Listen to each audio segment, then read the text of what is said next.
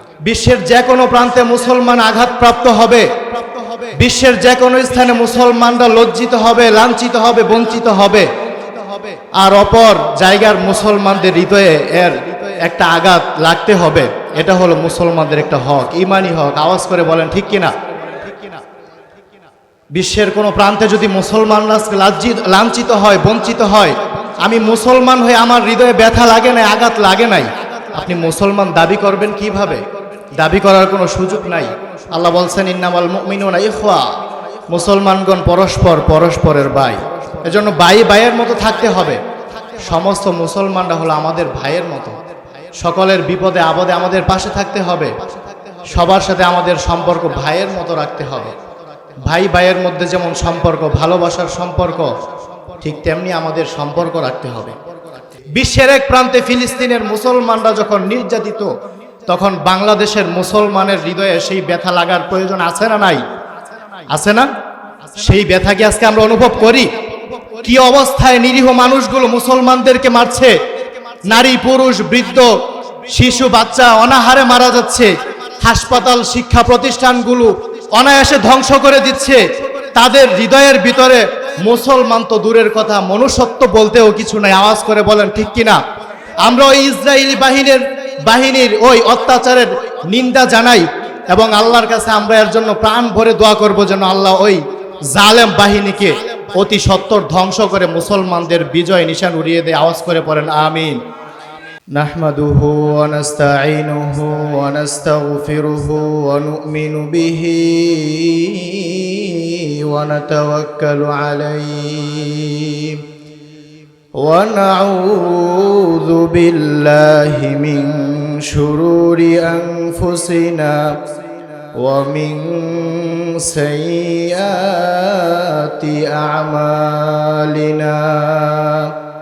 من يهده الله فلا مضل له ومن يضلله فلا هادي له ونشهد أن لا إله إلا الله وحده لا شريك له ونشهد أن سيدنا وسندنا وحبيبنا وحبيب قلوبنا ومولانا محمدا عبده ورسوله أرسله بالحق بشيرا ونذيرا وداعيا إلى الله بإذنه وسراجا وقمرا منيرا. أما بعد فقد قال الله تعالى في كلامه المجيد وفي فرقانه الحميد. أعوذ بالله من الشيطان الرجيم. بسم الله الرحمن الرحيم. إنما المؤمنون إخوة فأصلحوا بين أخويكم واتقوا الله لعلكم ترحمون. وقال رسول الله صلى الله عليه وسلم للمسلم على المسلم ست بالمعروف أو كما قال عليه الصلاة والسلام. صدق الله العظيم وصدق رسوله النبي الكريم ونحن على ذلك من الشاهدين والشاكرين والحمد لله رب العالمين.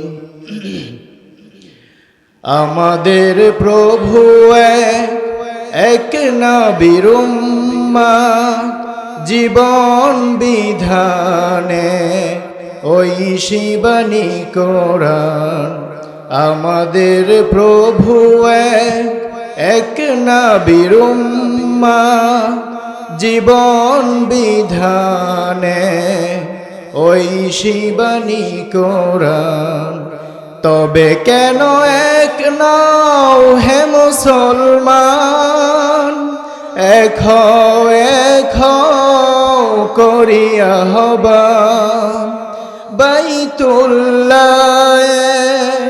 Medina শরীফে উহুদ পাহাড়ে এক বদরের মাঠে একটা তো জীবন মরণ যে একটাই একসাথে মিলে মিশে একটাই প্রাণ তবে কেন এক নও হে মুসলমান এক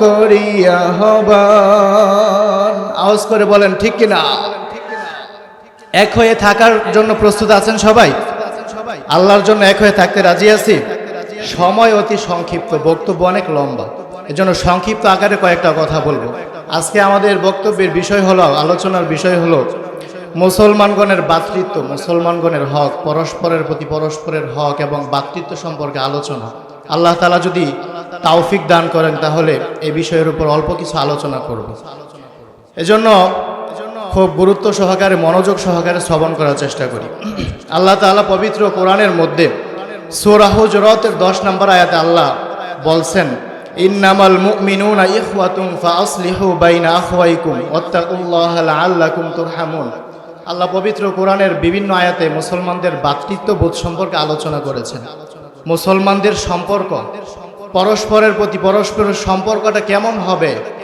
সে সম্পর্কে আল্লাহ কোরআনের বিভিন্ন আয়াতে আলোচনা করেছেন আল্লাহ এই সূরা হুজুরাতের 10 নম্বর আয়াতে আলোচনা করেছেন ইন্নামাল মুমিনুনা ইখওয়া মুসলমানগণ পরস্পরের ভাই আওয়াজ করে পড়েন সুবহানাল্লাহ মুসলমানগণ পরস্পরের কি সম্পর্ক ভাই কি সম্পর্ক ভাই ভাই ভাইয়ের মধ্যে যেমন সম্পর্ক থাকে ভাইয়ের জন্য ভাই জীবন দিতে প্রস্তুত ভাইকে যদি কেউ চোখ রাঙিয়ে কথা বলে তো অপর ভাই তুই চোখ উঠিয়ে দিতে চায় আছে না নাই মারতে গেলে হাত ভেঙে দিতে চায় ভাইয়ের জন্য ভাই জীবন দিতে প্রস্তুত তবু ভাইকে লজ্জিত হতে দিতে রাজি আল্লাহ এখানে কেন বলছেন ইন্নামাল মুমিনুনা ইখওয়া মুসলমানগণ পরস্পরের ভাই কারণ মুসলমানদের মধ্যে সম্পর্ক হবে ভাইয়ের মতো আওয়াজ করে বলেন ঠিক কিনা বিশ্বের যে কোনো প্রান্তে মুসলমান আঘাতপ্রাপ্ত হবে বিশ্বের যে কোনো স্থানে মুসলমানরা লজ্জিত হবে লাঞ্ছিত হবে বঞ্চিত হবে আর অপর জায়গার মুসলমানদের হৃদয়ে এর একটা আঘাত লাগতে হবে এটা হলো মুসলমানদের একটা হক ঈমানি হক আওয়াজ করে বলেন ঠিক কিনা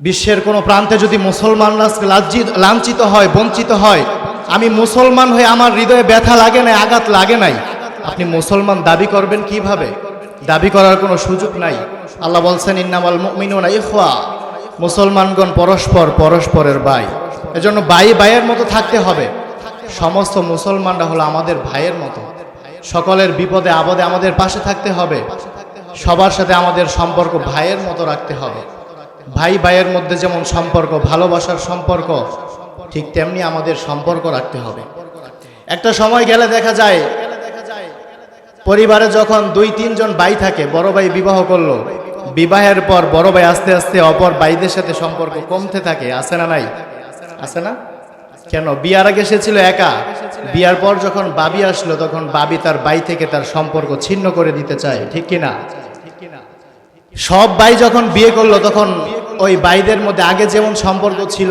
পরেও কি ওই রকমই সম্পর্ক থাকে না কমে যায় আওয়াজ করে উত্তর দিতে হবে ভাইয়েরা যখন বিয়ের আগে একসাথে থাকে তাদের সম্পর্কটা যেমন বিয়ে করার পর কি সবার সম্পর্ক এমনই থাকে না কমে যায় না কমে যায় তাদের মধ্যে ভালোবাসার মধ্যে ফাটল সৃষ্টি হয় ইখতিলাফ দেখা দেয় কিন্তু তাদের মধ্যে একটা বিষয়ে কোনো ইখতিলাফ থাকে না ভাই ভাইয়ের মধ্যে যেমনই সম্পর্ক থাকুক তাদের বাবাকে যদি কেউ গালি দেয় সকল ভাই একসাথে দাঁড়িয়ে যায় ঠিক কিনা ঠিক আল্লাহ তাআলা এখানে এই কথাটাই বলতে চাচ্ছেন মুসলমানরা হলো এক একে অপরের ভাইয়ের মতো শাখাগত বিষয়ে মুসলমানদের মধ্যে ইখতিলাফ থাকতে পারে, এটা স্বাভাবিক। ছোটখাটো বিষয়ে ইখতিলাফ থাকতে পারে, নামাজের মধ্যে আমিন জোরে হবে না আসতে হবে ইখতিলাফ থাকতে পারে, হাত উঠবে না উঠবে ইখতিলাফ থাকতে পারে তারাবির নামাজের সংখ্যা নিয়ে, কিন্তু আল্লাহ রাসূলের ইজ্জতের ব্যাপারে আমাদের কোনো ইখতিলাফ নাই। আওয়াজ করে বলেন ঠিক কিনা? বাংলার বুকে যদি কোনো নাস্তিক মুরতাদ মাথা চারা দিয়ে ওঠে, আল্লাহ রাসূলের ইজ্জতের উপর আঘাত করে, কোরআনের ইজ্জতের উপর আঘাত করে, তাহলে যেমন ওই বাইরা বাবার ইজ্জতের উপর আঘাত করলে গালি দিলে যেমন কেউ সহ্য করে না, ঠিক আল্লাহ এই কথাটাই বলছেন, যখন নবীর ইজ্জতের উপর কেউ আঘাত করবে মুসলমানরা সেটা সহ্য করবে না, সবাই মিলে প্রতিবাদী আগুন গড়ে তুলবে। আওয়াজ করে বলেন ঠিক কিনা? আল্লাহ এটাই চাচ্ছেন, ইন্নামাল মুমিনুনা ইখওয়া, মুসলমানরা পরস্পরের ভাই। শাখাগত বিষয়ে ইখতিলাফ থাকতে পারে ছোটখাটো বিষয়ে, কিন্তু মৌলিক বিষয়ে আমাদের কোনো ইখতিলাফ নাই। আছে আল্লাহ যে একেবারে, আমাদের কোনো সন্দেহ আছে? আল্লাহ রাসূল সর্বশেষ নবী, তারপরে আর কোনো নবী রাসূল পৃথিবীতে আসবেন না পৃথিবীতে, এ ব্যাপারে আমাদের কোনো ইখতিলাফ আছে? নাই। মৌলিক বিষয়ে আমাদের কোনো ইখতিলাফ নাই, শাখাগত বিষয়ে আমাদের ইখতিলাফ থাকতে পারে। এজন্য আল্লাহ যেহেতু বলছেন ইন্নামাল মুমিনুনা ইখওয়াতুন ফাসলিহু বাইনা আখওয়াইকুম ওয়াত্তাকুল্লাহা লাআল্লাকুম তুরহামুন, আল্লাহ বলছেন মুমিনরা পরস্পর ভাই ভাই, সুতরাং ফাসলিহু বাইনা আখওয়াইকুম, তোমাদের ভাইদের মধ্যে যখন কোনো সমস্যা দেখা দেয়, কোনো ঝামেলা বাঁধে, ঝগড়া বিবাদ বেঁধে যায় পরস্পরের মধ্যে, ফাসলিহু বাইনা আখওয়াইকুম, তখন তাদের মধ্যে তোমরা সেগুলো মীমাংসা করে দাও। ওয়াত্তাকুল্লাহ, এবং আল্লাহকে ভয় করো। যদি এই কাজগুলো করতে পারো তাহলে কি হবে? লাআল্লাকুম তুরহামুন, আশা করা যায় তোমরা আল্লাহর কাছ থেকে রহমত প্রাপ্ত হবে। পড়েন সুবহানাল্লাহ। তাহলে যারা এই কাজগুলো করবে, মুসলমান এবং পরস্পর মুসলমানের মধ্যে ভাইয়ের সম্পর্ক টিকিয়ে রাখবে, এবং যখন কোনো সমস্যা দেখা দিবে তখন সংশোধন করে দিবে, তখন আল্লাহ বলছেন লাআল্লাকুম তুরহামুন, ওই লোকগুলোর উপর আল্লাহ রহমত নাজিল করে দিবেন। আওয়াজ করে পড়েন সুবহানাল্লাহ। তো মুসলমান আমরা পরস্পর ভাই ভাইয়ের মতো থাকতে রাজি আছি? আওয়াজটা হলো না, রাজি আছি? আজকে কি আমাদের ওই ভাই ভাইয়ের মতো সম্পর্ক আছে? আছে? নাই। মুসলমানের মধ্যে ভাই ভাইয়ের সম্পর্ক নাই, দাও কুরালের সম্পর্ক হয়েছে। আওয়াজ করে বলেন ঠিক কিনা? ভাই ভাইয়ের সম্পর্ক রাখতে হবে মুসলমানের প্রতি। একজন মুসলমান অপর মুসলমানের ভাই, আপন ভাই যতটুকু তার চাইতে আরো বেশি মহাব্বত রাখতে হবে। এজন্য আমরা মুসলমান পরস্পর একজন অপরজনের প্রতি সহানুভূতি থাকব, অপর মুসলমানের ভালোবাসায় নিজের হৃদয়টাকে ভরে রাখবো, অপর মুসলমানের বিপদে নিজের জীবনটাকে বিলিয়ে দিব। আল্লাহ তো এটাই চায়, বড়রা তো এটাই বলেন। আল্লাহর ফরজ ওয়াজিব বিধানগুলো আদায় করার পর আল্লাহর কাছে সবচেয়ে প্রিয় ইবাদত কোনটা জানেন? আল্লাহর ফরজ ইবাদত ও ফরজ ওয়াজিব ইবাদতগুলো আদায় করার পর আল্লাহর কাছে সবচেয়ে প্রিয় ইবাদত কোনটা জানেন? মানুষের উপকার করা। কোনটা? আওয়াজ করে বলেন কোনটা? মানুষের উপকার করা। এটা আল্লাহর কাছে অনেক বড় একটা ইবাদত, আল্লাহর কাছে প্রিয় একটা ইবাদত। এই ইবাদত যারা করে আল্লাহ তাদেরকে ভালোবাসেন। পড়েন সুবহানাল্লাহ। এজন্য মুসলমানের প্রতি ভালোবাসা রাখতে হবে। আল্লাহ 9 নম্বর সূরাতুত তাওবার 71 নম্বর আয়াত আল্লাহ বলেন, ওয়াল মুমিনুনা ওয়াল মুমিনাতু বা'দুহুম আউলিয়াউ বা'দ, মুমিনগণ পরস্পর, মুমিন নরনারী পরস্পর একে অপরের বন্ধুর মতো। বন্ধু যেমন বন্ধুর জন্য জীবন দেয়, মুমিন নরনারী একজন অপরের জন্য জীবন দিতে প্রস্তুত থাকবে। বিশ্বের এক প্রান্তে ফিলিস্তিনের মুসলমানরা যখন নির্যাতিত, তখন বাংলাদেশের মুসলমানের হৃদয়ে সেই ব্যথা লাগার প্রয়োজন আছে না নাই? আছে না? সেই ব্যথা কি আজকে আমরা অনুভব করি? কি অবস্থায় নিরীহ মানুষগুলো মুসলমানদেরকে মারছে, নারী পুরুষ বৃদ্ধ শিশু বাচ্চা অনাহারে মারা যাচ্ছে, হাসপাতাল শিক্ষা প্রতিষ্ঠানগুলো অনায়াসে ধ্বংস করে দিচ্ছে। তাদের হৃদয়ের ভিতরে মুসলমান তো দূরের কথা, মনুষ্যত্ব বলতেও কিছু নাই। আওয়াজ করে বলেন ঠিক কিনা? আমরা ওই ইসরায়েলি বাহিনীর ওই অত্যাচারের নিন্দা জানাই, এবং আল্লাহর কাছে আমরা এর জন্য প্রাণ ভরে দোয়া করব যেন আল্লাহ ওই জালেম বাহিনীকে অতি সত্বর ধ্বংস করে মুসলমানদের বিজয় নিশান উড়িয়ে দেয়। আওয়াজ করে পড়েন আমিন। এজন্য মুসলমানদেরকে একাকার হয়ে থাকতে হবে। মুসলমানদের মধ্যে যেন কোনো ফাটল সৃষ্টি না হয়, মুসলমানদেরকে ভাই ভাইয়ের মতো থাকতে হবে। আসুন এবার হাদিস থেকে আমরা সংক্ষিপ্ত আকারে জানবো একজন মুসলমানের প্রতি অপর মুসলমানের হক কয়টি। আল্লাহ রাসূলের পবিত্র জবান থেকে নিঃসৃত বাণী, আল্লাহ রাসূল বলছেন লিল মুসলিমি আলাল মুসলিমি সিত্তুন, একজন মুসলিমের উপর অপর মুসলমানের হক হলো 6টি। সিত্তুম বিল মারুফ, ন্যায়সঙ্গত হক হলো 6টি। আওয়াজ করে বলেন কয়টি? 6টি।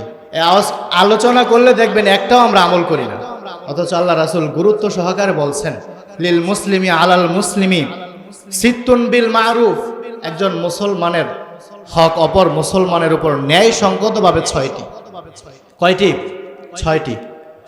1 নাম্বার হলো ইউসাল্লিমু আলাইহি ইদা লাকিয়াহু, মুসলমান একজন অপরজনের সাথে যখন সাক্ষাৎ হবে তখন একজন অপরজনকে সালাম দিয়ে বলবি আসসালামু আলাইকুম ওয়া রাহমাতুল্লাহ। এটা হলো মুসলমানের 1 নাম্বার হক। মুসলমানের যখন পরস্পর একজনের সাথে অপরজনের সাক্ষাৎ হয় তখন আল্লাহ রাসূল বলছেন তাদের 1 নাম্বার হক হলো ইউসাল্লিমু আলাইহি, একজন অপরজনকে সালাম দিবে। কি করবে? সালাম দিবে। সালাম কি দেই? কথা বলেন। আল বাদিউ বিস সালাম বারিউ মিনাল কিবির, আল্লাহ রাসূল বলছেন আগে আগে সালাম দানকারী ব্যক্তি অহংকার থেকে মুক্তি পায়। যে আগে সালাম দেয় তার অহংকার আগে দূর হয়। সাহাবীরা অনেক চেষ্টা করতো আল্লাহ রাসূলকে সালাম দেওয়ার জন্য, লুকিয়ে থাকতো গাছের আড়ালে, তবুও সালাম দিতে পারতো না। আল্লাহ রাসূল কোত্থেকে যেন তাদেরকে দেখে আগে সালাম দিতেন। পড়েন সুবহানাল্লাহ। এজন্য যখন অপর ভাইয়ের সাথে সাক্ষাৎ হবে মুসলমানের সাথে, চিনা হোক অপরিচিত ব্যক্তি হোক, তাকে আগে সালাম দিতে হবে। সালামের মাধ্যমে মুসলমানের মধ্যে পরস্পর ভালোবাসা সৃষ্টি হয়। এজন্য সালাম দিতে হবে। যখনই সাক্ষাৎ হবে তখনই কি করব? কথা বলেন। যখনই সাক্ষাৎ হবে তখন কি করব? সালাম দিব। এটা হলো মুসলমানের 1 নাম্বার হক। 2 নাম্বার হলো ওয়ায়ুজিবুহু ইদা দাআহু, যখন আমাকে কোনো ভাই দাওয়াত করবে তার ডাকে দাওয়াতে সাড়া দেওয়া, তার দাওয়াতে উপস্থিত হওয়া, এটা হলো মুসলমানের 2 নাম্বার হক। আজকে তাকিয়ে দেখেন আমাদের সমাজের দিকে, যার সাথে আমার মনের মিল নাই এমন কোন ব্যক্তি যখন আমাকে দাওয়াত দেয় তার অনুষ্ঠানে কি আমরা যাই? যাই না। না খায় থাকবো তবুও তার বাড়িতে যাব, এরকম একটা অবস্থা। অথচ আল্লাহ রাসূল বলছেন ওয়ায়ুজিবুহু ইদা দাআহু, যখন কোন মুসলমান ভাই অপরজনকে দাওয়াত করবে তখন তার দাওয়াতে সাড়া দেওয়া হলো, এটা মুসলমানের একটা হক। আমার শত্রু যখন আমাকে দাওয়াত দিবে মুসলমান, তার দাওয়াতে সাড়া দেওয়া এটা আমার একটা হক, মুসলমানের একটা হক। এই হকের ব্যাপারে আমরা অনেকেই গাফেল। পাড়া প্রতিবেশী তো দূরের কথা, আত্মীয় স্বজনদের মধ্যে এমন অনেকে আছে ভাই ভাইয়ের বাড়িতে দাওয়াত দিলে যায় না, আছে না নাই? ভাই বোনের বাড়িতে যায় না, আছে না নাই? কথা বলেন না কেন, আছে না? অনেক আছে। বোন বাড়িতে এসে ভাইয়ের হাতে পারে ধরে বলে যায় ভাই যেও, ছেলেটার বিবাহ, তবুও ভাই তার বাড়িতে যায় না। তাহলে যে মুসলমানের হক নষ্ট করলাম, এটার জন্য আল্লাহর কাছে জবাব দিতে হবে। সম্পর্ক যেমনই থাকুক, সে যখন আমাকে দাওয়াত দিল তার ডাকে সাড়া দেওয়া হলো আমার, এটা অপর মুসলমানের একটা হক। তাহলে এটা হলো 2 নাম্বার। ওয়ায়ুজিবুহু ইদা দাআহু, যখন কোন মুসলমান আমাকে দাওয়াত করবে তার দাওয়াত যেমনই হোক ছোট বড়, তার সাথে সম্পর্ক আমার যেমনই হোক, ওই ব্যক্তির ডাকে সাড়া দেওয়া আমার জন্য কর্তব্য। আল্লাহ রাসূল বলেন যদি আমাকে কেউ বকরির পায়ের খুর দিয়ে কেউ যদি আমাকে দাওয়াতে আহ্বান করে তবু আমি তার ডাকে সাড়া দিব। পড়েন সুবহানাল্লাহ। বকরির পায়ের খুর রান্না করেও যদি কেউ আমাকে দাওয়াত দেয় তার ডাকেও আমি সাড়া দিব।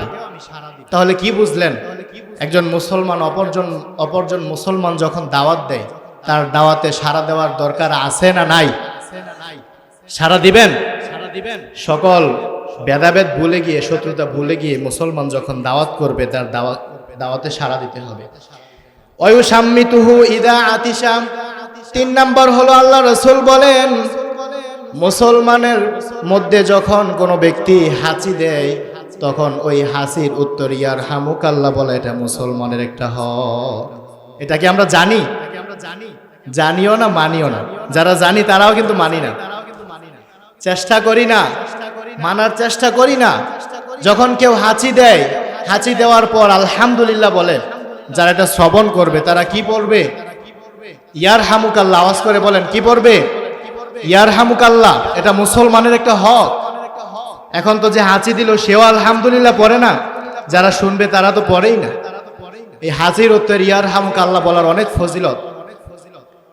আবু দাউদ শরীফ হাদিসের কিতাব, যার শরহে আবু দাউদ, এর মধ্যে পাওয়া যায় ইমাম আবু দাউদ একবার সমুদ্রের পাশ দিয়ে হেঁটে কোথাও যাচ্ছিলেন। তো সমুদ্রের পাড়ে একটা জাহাজ নোঙর করা ছিল, দাঁড়ানো ছিল। ওই জাহাজের মধ্যে একজন ব্যক্তি হাঁচি দিয়েছে, হাঁচি দিয়ে পড়ছে আলহামদুলিল্লাহ।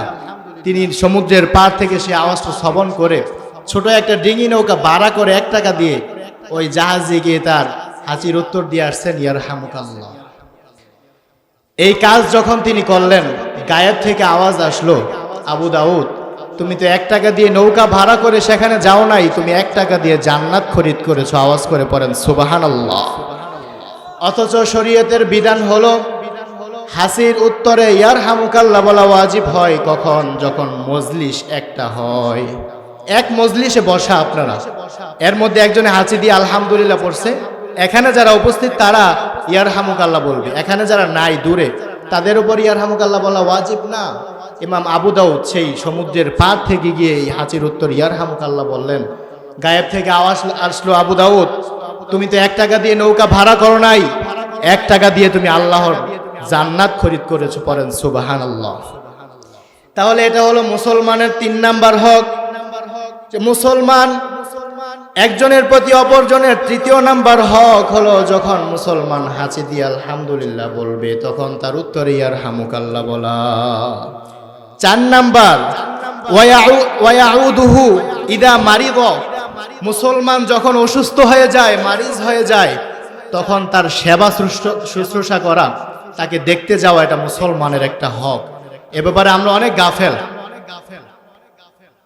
আমাদের আশেপাশে যখন প্রতিবেশী অনেকে অসুস্থ হয়ে যায়, দীর্ঘদিন হসপিটালে থাকার পরে বাসায় আসছে, শুনছি যে উনি বাড়িতে আসছে, তবুও দেখতে যায় না। এরকম আছে না নাই? আছে না? মুমূর্ষ অবস্থা, মৃত্যু শয্যায় শায়িত, তবুও তাকে একটু দেখতে যায় না। অথচ এটা মুসলমানের একটা হক। ওয়ায়াউদুহু ইদা মারিদ। যখন মুসলমান অসুস্থ হয়ে যাবে তখন অপর মুসলমানের উপর হক হলো তাকে দেখতে যাওয়া, পারলে তার একটু সেবা শুশ্রূষা করা, এটা মুসলমানের একটা হক। আল্লাহ রাসূল বলেন, যদি কোনো ব্যক্তি সকালবেলা কোনো অসুস্থ ব্যক্তিকে দেখতে যায় এবং তার মাথার পাশে বসে তাকে একটু সান্ত্বনা দেয়, ওই দিন 70,000 ফেরেশতা তার মাগফিরাতের জন্য দোয়া করে। আওয়াজ করে পড়েন সুবহানাল্লাহ। কোনো ব্যক্তি যদি সন্ধ্যাবেলা কোনো অসুস্থ ব্যক্তিকে দেখতে গিয়ে তাকে সান্ত্বনামূলক কোনো কথা বলে, আল্লাহ রাসূল বলেন ওই রাত্রিতে 70,000 ফেরেশতা তার জন্য মাগফিরাতের দোয়া করতে থাকে। পড়েন সুবহানাল্লাহ। তাহলে রোগী ব্যক্তিকে দেখতে যাওয়ার ফজিলত আছে না নাই? আছে না? এমনিতেই দেখতে গেলেন, হাতে করে কিচ্ছু নিয়ে যান নাই, খালি হাতে গেলেন, গিয়ে তাকে জিজ্ঞাসা করলেন কি অবস্থা? ভয় পেও না, আল্লাহ চাই তো সুস্থ হয়ে যাবে। লা বাসা তাহুরুন ইনশাআল্লাহ। আল্লাহ চাই তো সুস্থ হয়ে যাবে, টেনশন করো না। এর চাইতে কত বড় বড় রোগ আল্লাহ সুস্থ করে দেন। সুতরাং টেনশনের কোনো কারণ নাই। মানুষের কথায়ও কিন্তু মানুষ একটু শান্তি পায়, পায় না? দেখবেন অনেক সময় কিছু ডাক্তার আছে যার চেহারা দেখলেই রোগী সুস্থ। কেমনে?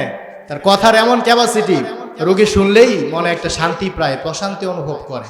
আর এমন কিছু ডাক্তার আছে গেলেই কয় এত দেরি করে আসছেন কেন, এই রোগ আর ভালো হইব না, শেষ, আপনার জীবন বরবাদ। আছে না নাই? রোগী এনই কাইত হয়ে যায়, শেষ, অর্ধেক মরা হয়ে গেছে, এখানেই শেষ। এজন্য কথার মধ্যে এমন কিছু ক্যাপাসিটি আছে যেগুলোর মধ্যে দুর্বল মানুষ শক্তিশালী হয়ে ওঠে, অসুস্থ মানুষ সুস্থ হয়ে ওঠে, বিপদগামী ব্যক্তি বিপদ থেকে উদ্ধার হওয়ার পথ খুঁজতে শিখে। এজন্য মানুষের সাথে সুন্দর ভাষায় কথা বলা একটা সওয়াবের কাজ। এজন্য অসুস্থ ব্যক্তিকে দেখতে গিয়ে যদি কেউ সান্ত্বনামূলক কোনো কথা বলে, আল্লাহ রাসূল বলেন ওই রাত্রিতে, ওই দিনে তার জন্য 70,000 ফেরেশতারা তার মাগফিরাতের জন্য দোয়া করে। আওয়াজ করে বলেন সুবহানাল্লাহ। এটা কি কম ফজিলতের কাজ না বেশি ফজিলতের কাজ? আজকের পর থেকে এই হকটাকে আদায় করবেন। পাড়া প্রতিবেশী আত্মীয় স্বজন যখন কেউ অসুস্থ হবে এবং শুনতে পাবেন, তখন তাকে দেখতে যাবেন, তার মাথার পাশে বসে একটু সান্ত্বনামূলক কথা বলবেন। এর বিনিময়ে আল্লাহ আপনার জন্য মাগফিরাতের দোয়ার জন্য ফেরেশতা নিযুক্ত করে দিবেন। সুবহানাল্লাহ। তারপরে হলো ওয়ায়াত্তাবিউ জানাজাতাহু, মুসলমান যখন মারা যায় তখন তার জানাজায় উপস্থিত হওয়া, এটাও হলো মুসলমানের একটা হক। মুসলমানের একটা হক হলো যখন প্রতিবেশীদের মধ্যে অথবা আত্মীয় স্বজনের মধ্যে অথবা অপরিচিত কোনো ব্যক্তি যার সাথে আমার কোনো সম্পর্ক নাই কিন্তু মুসলমান মারা গিয়েছে, আমার কানে তার মৃত্যুর সংবাদ পৌঁছেছে, তাহলে আমি তার জানাজায় উপস্থিত হওয়া, এটা মুসলমানের একটা হক। আল্লাহ রাসূল একবার এক মজলিসে জিজ্ঞাসা করলেন, আজকে কি কেউ আছে এমন তোমাদের মধ্যে যে কেউ কোনো দরিদ্র ব্যক্তিকে কোনো কিছু দান করেছো? আবু বকর বলে, ইয়া রাসূলুল্লাহ, আমি আছি। আবার আল্লাহ রাসূল জিজ্ঞাসা করলেন, এমন কি কেউ আছো যে আজকে কোনো অসুস্থ ব্যক্তিকে দেখতে গিয়েছিলে? তখন আবু বকর বলে, ইয়া রাসূলুল্লাহ, আমি আছি। আল্লাহ রাসূল বলে, আবার আজকে কি তোমাদের মধ্যে এমন কেউ আছে যে কোনো মুসলমানের জানাজায় শরীক হয়েছে? তখন আবু বকর হাত তুলে বলে, ইয়া রাসূলুল্লাহ, আমি আছি। তখন আল্লাহ রাসূল বলে, এমন গুণগুলো যাদের ভিতরে থাকবে তারা আমার সাথে জান্নাতে থাকবে। সুবহানাল্লাহ। তাহলে মুসলমানের জানাজায় শরীক হওয়া, মুসলমানের জানাজায় উপস্থিত হয়ে তার মাগফিরাতের জন্য দোয়া করা, এটা মুসলমানের একটা হক।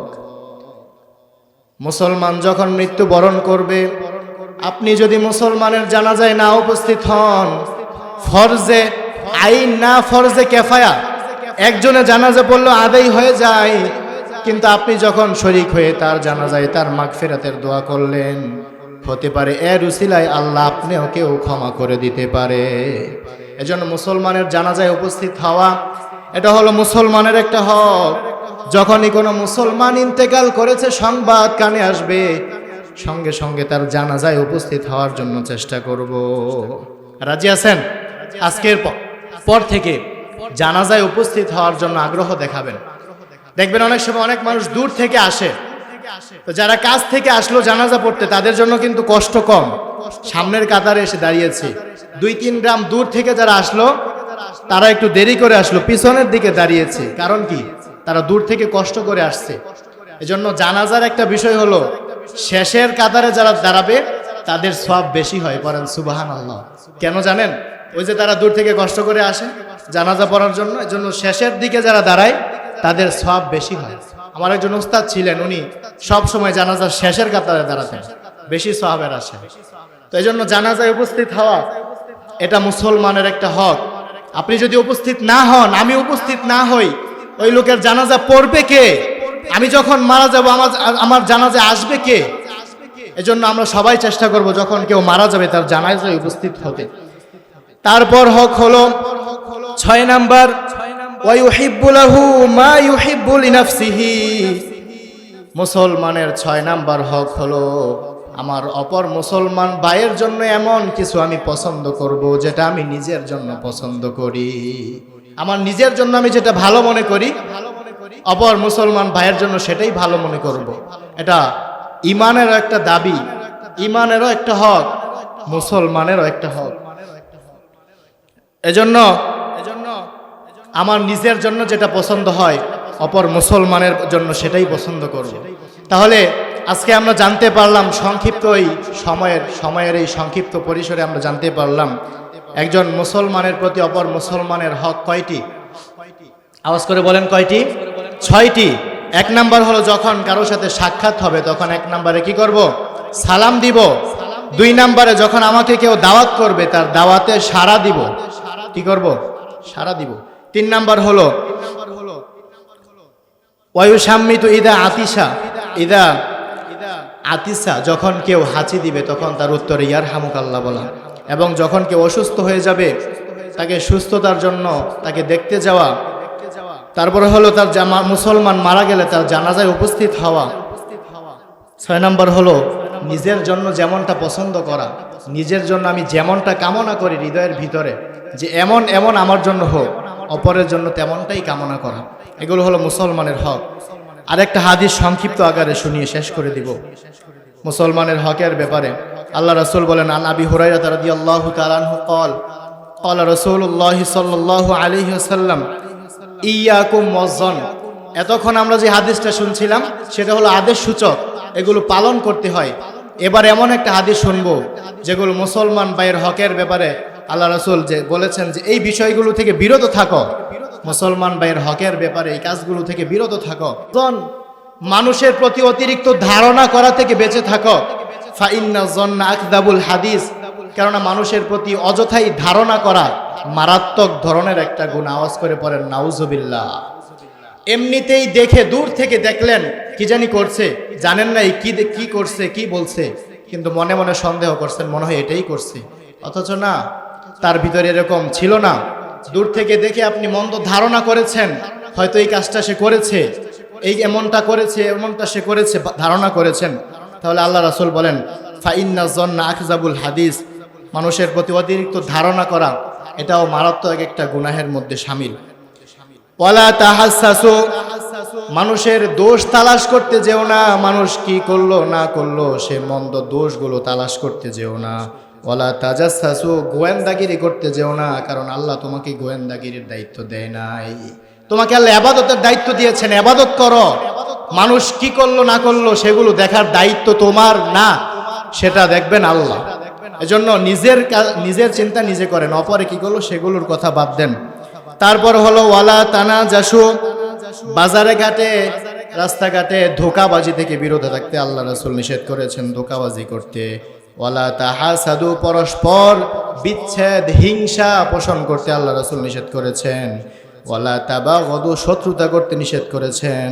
ওয়ালা তাদাবারু, এবং পরস্পরকে পরস্পরের পিছনে শত্রুতায় লেগে থাকতেও নিষেধ করেছেন। তাহলে কি করব? ওয়াকুনু ইবাদাল্লাহি ইখওয়ানা, আল্লাহ রাসূল বলেন তোমরা পরস্পর একজন অপরজনের সাথে ভাই ভাইয়ের সম্পর্ক রেখে একজন অপরজনের সাথে জীবন যাপন করো, তাহলে আল্লাহ তোমাদেরকে আল্লাহর ওই তৈরিকৃত সুন্দর জান্নাতের নিয়ামত দান করে দিবেন। পড়েন সুবহানাল্লাহ। তাহলে আজকে আমরা এই সময়ের সংক্ষিপ্ত আকারে জানলাম মুসলমান ভাইয়ের প্রতি আমাদের করণীয় এবং বর্জনীয় কি, সে সম্পর্কে আল্লাহ আমাদেরকে সর্বপ্রথম আমাকে তারপর আপনাদেরকে আমল করার তৌফিক দান করুক। সকলেই পড়ি আমিন। ওয়া আখিরু দাওয়ানা আলহামদুলিল্লাহি রাব্বিল আলামিন। আমার জন্য সকলেই দোয়া করবেন। এখানে যারা আছেন হয়তো আমার কেউ চাচা হবেন, কেউ দাদা, কেউ ভাই, এই সম্পর্কে সকলের কাছে দোয়া চাই আল্লাহ যেন দিনের জন্য কবুল করে। আমি আপনাদের জন্য দোয়া করি আল্লাহ সবাইকে মাফ করে দিক। আওয়াজ করে পড়েন আমিন। ওয়া আখিরু দাওয়ানা আলহামদুলিল্লাহি রাব্বিল আলামিন। আসসালামু আলাইকুম ওয়া রাহমাতুল্লাহি ওয়া বারাকাতুহু।